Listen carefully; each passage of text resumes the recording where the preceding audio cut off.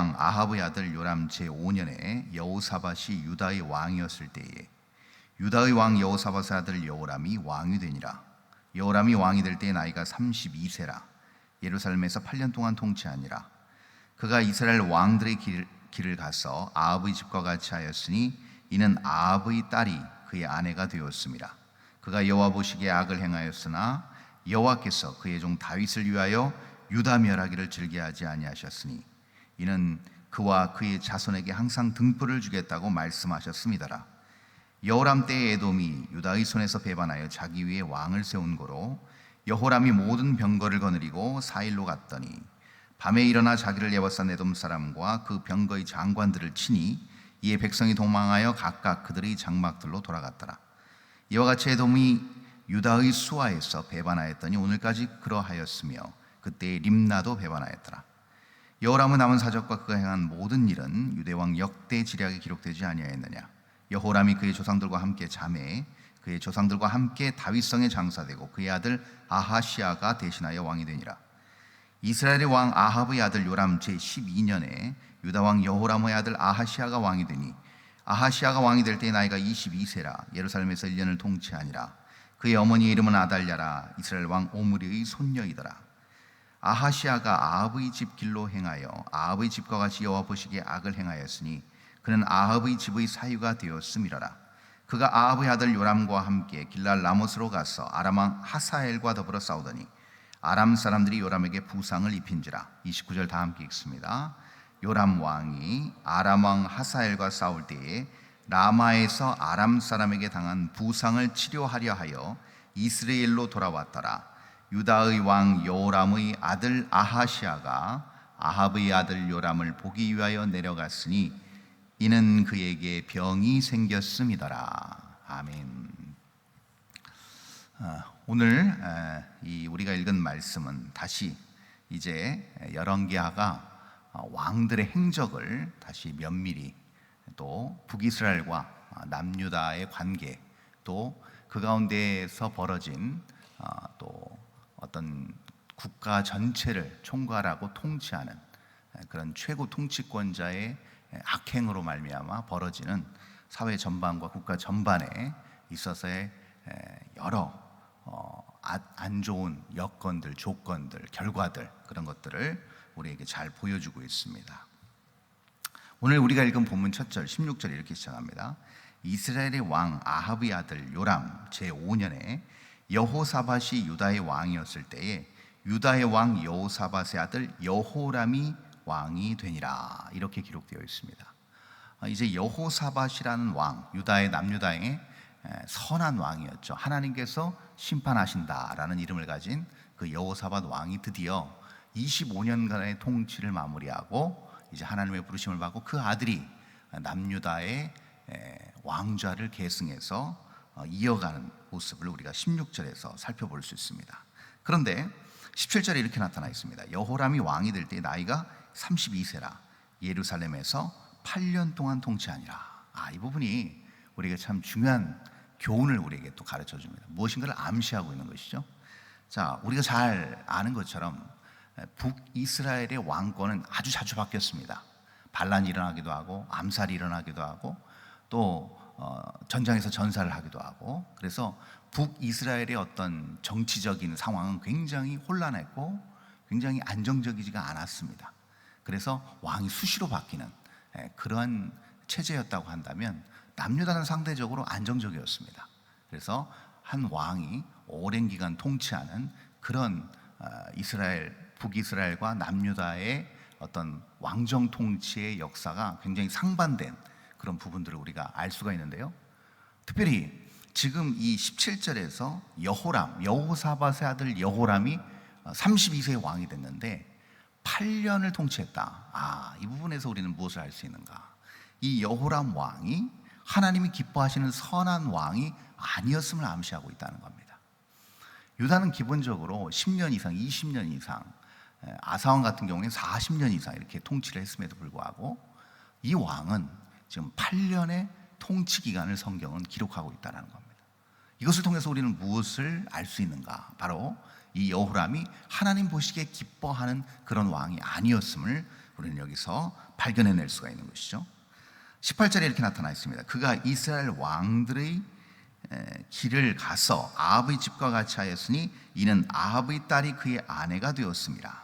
그가 여호와 보시기에 악을 행하였으나. 네, 왜 이유가 분명하게 나옵니다. 하나님 보시기에 올바른 길로 행하지 않았고 북이스라엘 악행을 행하는 왕들의 행적을 쫓아서 행했다는 겁니다. 그 말은 결국 처음 북이스라엘의 초대 왕이었던 여로보암의 길로 행했다는 겁니다. 하나님을 배반하고 또 하나님의 율법을 무시하고 자기의 어떤 인본주의의 사상에 젖어들어서 자기의 어떤 통치 기반을 자기의 역량으로, 자기의 경험으로, 자기의 지식으로 쌓아 올렸던 여로보암의 그 전철을 따랐음을 우리는 알 수가 있습니다. 거기에 지대한 영향을 준 사람이 누군가? 바로 아합의 딸이었다는 겁니다. 그 아합의 딸을 아내로 맞아야 했다는 겁니다. 우리가 잘 아는 것처럼 아합과 이세벨 집안에서 태어난 딸이라고 한다면 불보듯 뻔합니다. 이 딸이 어떠한 영향을 받았을 것이며 어떻게 하나님을 대적하는 삶을 보고 배웠을지는 불보듯 뻔한 자명한 이야기로 우리는 분명히 이것을 알고 있다는 것입니다. 그런데 이 딸이 지금 여호람의 아내가 되어서 남유다에도 아주 안 좋은 영향을 지대하게 미치고 있다는 것을 우리는 지금 18절에서 살펴볼 수가 있는 것이죠. 그런데 19절에서 중요한 이야기가 하나 나옵니다. 이렇게 나타나 있죠. 여호와께서 그의 종 다윗을 위하여 유다 멸하기를 즐겨하지 아니하셨으니 이는 그와 그의 자손에게 항상 등불을 주겠다고 말씀하셨습니다. 너무나도 중요한 말씀입니다. 어떻게 보면 오늘 우리가 읽은 이 본문 16절에서 29절 전체 내용 중에서 가장 중요한 말씀이라고 할 수 있습니다. 19절 말씀이죠. 바로 이런 어떤 악행이 계속 발현되고 이어지고 쌓이고 하는 상황, 그리고 그것이 남유다까지 전파되고 오염되는 상황 가운데서 그러면 하나님은 무엇을 하셨는가 합니다. 중요한 것은 그것이죠. 사람이 악을 저지르고 또 하나님을 대적하는 일들을 자행하면서 나갈 때 하나님은 어떻게 판단하시고 하나님은 어떻게 하시는가, 이것이 지대한 관심이라는 겁니다. 우리도 역시 마찬가지입니다. 오늘 2024년을 사는 우리 역시도 마찬가지로 죄악이 관영하고 많은 사람들이 하나님을 무시하고 하나님을 알려고 하지 않는 그런 강박한 마음 속에서 그런 어떤 사회를 구성하고 사는 그 어떤 세상 한복판에서 살아가는 우리 역시 이런 상황 속에서 하나님은 그러면 어떤 생각을 하고 계신가? 그럼 하나님은 어떻게 역사하고 계시는가? 이것이 우리에게 아주 큰 관심이 되어야 될 것이며 우리가 붙들어야 될 귀한 어떤 진리의 말씀이라는 것이죠. 역시 마찬가지로 죄악이 가득 찬 그 상황 가운데서 하나님은 어떤 생각과 어떤 일을 행하시기 원하셨는가? 바로 19절에 나타나 있습니다. 다윗을 위하여 유다 멸하기를 즐겨하지 아니하셨다는 겁니다. 이것이 굉장히 중요한 것이죠. 하나님께서는 다윗에게 약속을 주셨습니다. 그것이 그 유명한 사무엘하 7장에 나오는 그 다윗에게 주셨던 그 영구한 하나님의 언약의 말씀이었습니다. 그 언약의 말씀을 계속 하나님은 이어가기를 원하셨다는 겁니다. 그 약속하신 것을 신실하게 지켜내시고 계신 중이셨다는 겁니다. 그리고 이는 그와 그의 자손에게 항상 등불을 주겠다고 말씀하셨습니다. 그 약속의 주된 핵심이 무엇인가? 바로 등불을 주겠다는 겁니다. 등불. 여기서의 등불은 무엇을 의미할까요? 바로 다른 것이 아닙니다. 모든 사람들이 하나님을 외면합니다. 진리가 무엇인지 모릅니다. 갈 바를 알지 못합니다. 즉 사사시대의 끝 무렵처럼 마치 자기 소견에 옳은 대로 자기의 유욕을 쫓아서 살아가는, 멸망을 향하여서 달려갈 수밖에 없는 욕망의 동물이 되어가는 그런 인간의 모습 가운데서 하나님은 무엇을 약속하시고 무엇을 지켜내시고 무엇을 이루어가기를 원하시는가? 진리의 등불을 비춰주시기를 원하셨다는 겁니다. 자, 진리의 등불의 가장 중요한 핵심이 무엇일까요? 그러면 다른 게 아닙니다. 살아계신 하나님께서 지금도 우리를 붙드시고 계시고 하나님의 사람을 선택하고 계시고 그 선택하신 하나님의 사람들을 통하여서 하나님의 역사를 이뤄가고 계심을 보여주신다는 겁니다. 거기에 가장 중요한 일을 행하신, 거기에서 가장 주체되신, 그리고 가장 앞장서서 행하신 분이 누구신가? 바로 우리 구주 예수 그리스도시라는 겁니다. 다윗의 자손으로 오신 예수 그리스도께서 진정한 참 진리의 빛 등불이 되셔서 우리 앞길을 비춰주시고 우리를 인도하시고 모든 인류의 어떤 죄악을 온전히 그 가운데서 하나님의 사람을 선택하여 세우심으로 말미암아서 그 사람들을 통해서 온전한 이 세상을 환하게 비추기를 원하셨다는 겁니다. 그것을 몸소 실천하신 다윗의 자손 예수 그리스도를 여기서 예표하고 있다고 우리는 생각해 볼 수 있는 것이죠. 그래서 여러분, 중요한 것이 무엇인가 하면 단 하나입니다. 그것은 무엇이냐면, 아무리 고통스럽고 힘들고 스트레스가 극에 달하는, 아무런 소망도 없고 기쁨도 없고 감사도 없는 그런 상황과 형편일지라도요, 단 하나, 예수 그리스도의 십자가와 구원의 은혜를 붙잡는 그 순간 우리는 선명한 진리의 등불을 발견해낼 수 있다는 겁니다. 여러분, 등불은요 아주 간단한 원리입니다. 등불은요 자체 발광과 자체 발열을 합니다. 등불은 그 등불이 꺼지지 않는 한 그 등불 옆에 있으면 환해지고요, 그 등불 옆에 있으면 아무리 혹독한 추위를 할지라도 환해지는, 따뜻해지는 그런 기능을 한다는 겁니다.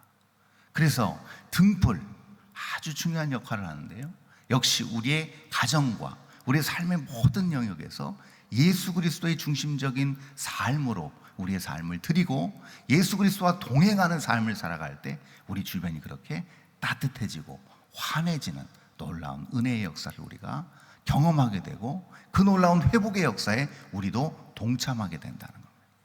이 원리를 우리가 이 짧은 본문에서 이 열왕기 하의 이 왕들의 역사 속에서도 우리는 살펴볼 수 있는 것이죠.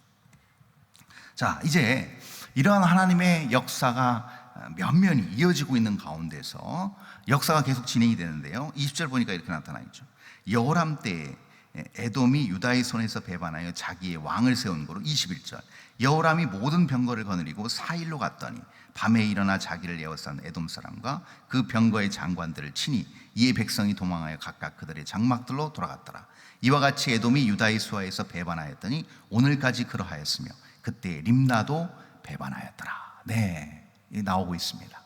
이제 그동안 강력한 왕권의 어떤 기반이 있었다고 한다면 그 주변에 있는 나라들을 어느 정도 제압하고 평정한 상태였다고 한다면 이제는 하나님을 등지는 삶, 하나님과 멀어진 삶에 대한 결과가 자연스럽게 나타나고 있는 겁니다.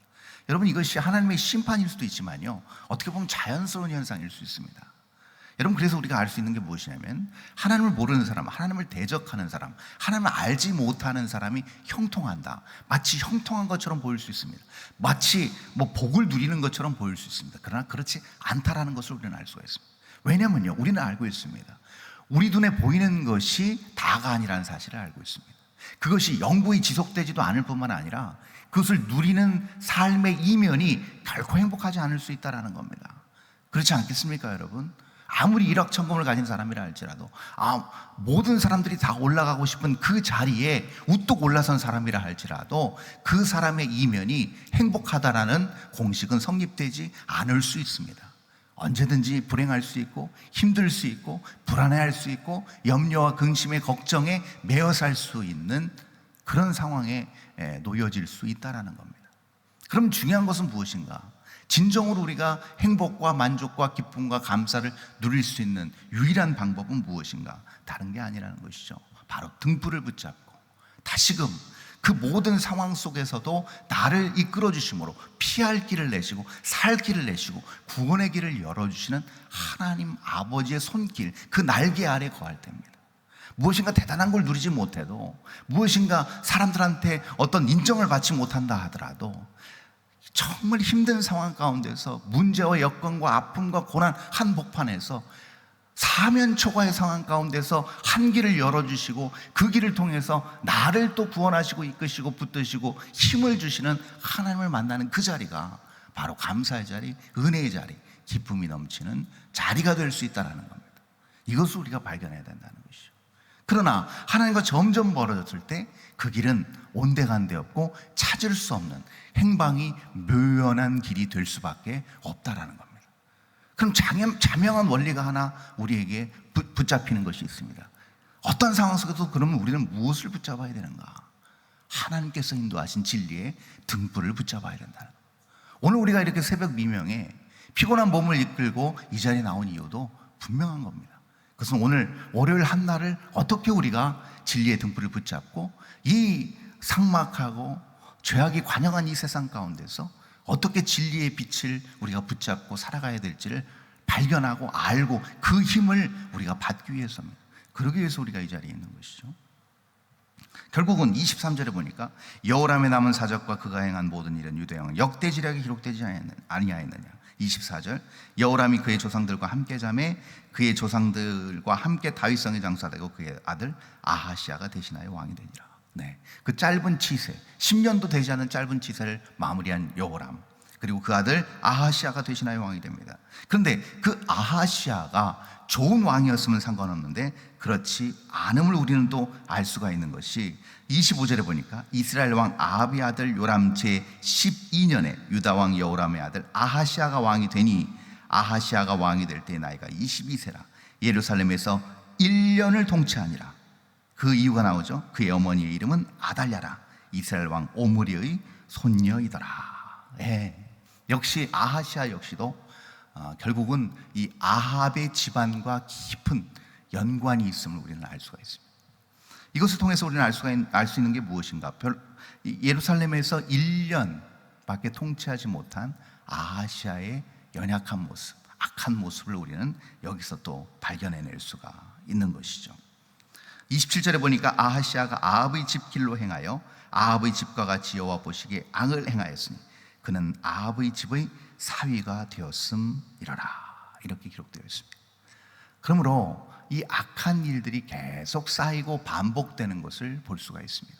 결국은 이 29절 마무리에서 결국은 전쟁을 통해서 아람 왕과의 전쟁을 통해서 이제 그렇게 북이스라엘에 창대했던 그 전성기가 무너지는 모습을 우리는 보게 됩니다. 오므리 왕조의 가장 찬란했던 그 역사가 북이스라엘 역사가 이제 진해처럼 역사의 뒤안길로 사라지는 것을 볼 수가 있습니다. 여러분, 우리는 알고 있습니다. 이제 아합 집안, 다시 말해서 오므리 왕조는 결국 이 지금 8장, 열왕기하 8장을 끝으로 몰락하게 되고 이제 예후 왕조가 등장하게 됩니다. 이 모든 일련의 사건들을 통해서 결국은 아무리 찬란하고 아무리 정성기를 구가하는 그런 시대라 할지라도 결국은 하나님을 등지게 되면 결국 지는 해처럼 역사의 뒤안길로 쓸쓸하게 사라지게 된다는 겁니다. 근데 중요한 것이 있습니다. 하나님은 그러시지 않는다는 겁니다. 하나님은 지는 해처럼 사라지는 것 같이 보일지라도 그 다음날 여전히 붉게 떠오르는 태양처럼 여전히 그 자리에 계신다는 사실입니다. 그렇게 역사의 주관자 되신 우리 하나님께서 하나님의 당신의 역사를 이끌어가고 계신다는 사실을 우리는 분명히 기억해야 됩니다. 여러분 생각해 보시죠. 이 진리의 등불 되신 예수님께서 이제 어디까지 오십니까? 베들레헴에서 나셔서 나사렛에서 자라시고 갈릴리에서 사역하신 예수님이 결국은 아무도 모든 사람이 다 포기하고 다 무시하는 사마리아 한복판 수가성으로 들어가셔서 요한복음 4장에 보면 그 수가성 여인과의 대화를 통해서 수가성의 복음화를 일궈내십니다. 생명의 등불을 그 사마리아 한복판에 비춰주십니다. 바로 이 북이스라엘의 죄악의 온상의 현장이었던 그곳을 우리 예수님께서는 찾아가시고 그 가운데서 진리의 빛을 비춰주시고 사람들을 구원해내기 시작하셨다는 사실입니다.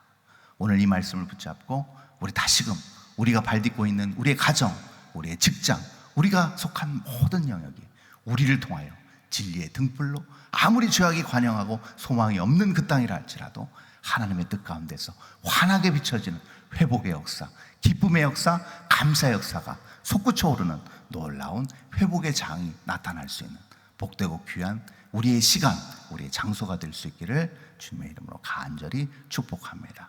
바랍니다. 기도하겠습니다. 하나님 아버지 감사합니다. 귀한 시간 저희들이 주님의 말씀을 듣고 이제 하나님 앞에 결단하며 나아갑니다. 아무리 죄악이 관영하고 아무리 세상에 소망이 없을지라도 언제나 약속하신 것을 신실하게 지키시는 하나님의 그 신실하심에 의지하여 기도하며 나아갑니다. 오늘도 우리를 능력의 오른손으로 붙들어 주시옵소서. 주님과 동행하기를 원합니다. 하나님, 우리가 서 있는 그곳을 생명의 빛으로 환하게 비춰 주시옵소서. 따뜻한 사랑으로 감싸 안아 주시옵소서. 그래서 우리가 속한 모든 곳이 우리를 통하여 하나님의 놀라운 은혜의 역사가 일파만파 퍼져나가는 귀한 진원지가 될수록, 근원지가 될 수 있도록 우리를 온전히 오늘도 사용하여 주시옵소서. 그래서 하나님 앞에 신실한 예배자로, 신실한 청지기로 살아가는데 부끄럼 없는 오늘 귀한 월요일 한 날 될 수 있도록 주님, 우리 온전히 붙들어 인도하여 주시옵소서. 감사드리며 거룩하신 예수 그리스도 이름으로 기도합니다. 아멘. 하늘에 계신 우리 아버지여, 이름이 거룩히 여김을 받으시오. 나라의 임하옵시며 뜻이 하늘에 이루는 것 같이 땅에서도 이루어지옵소서.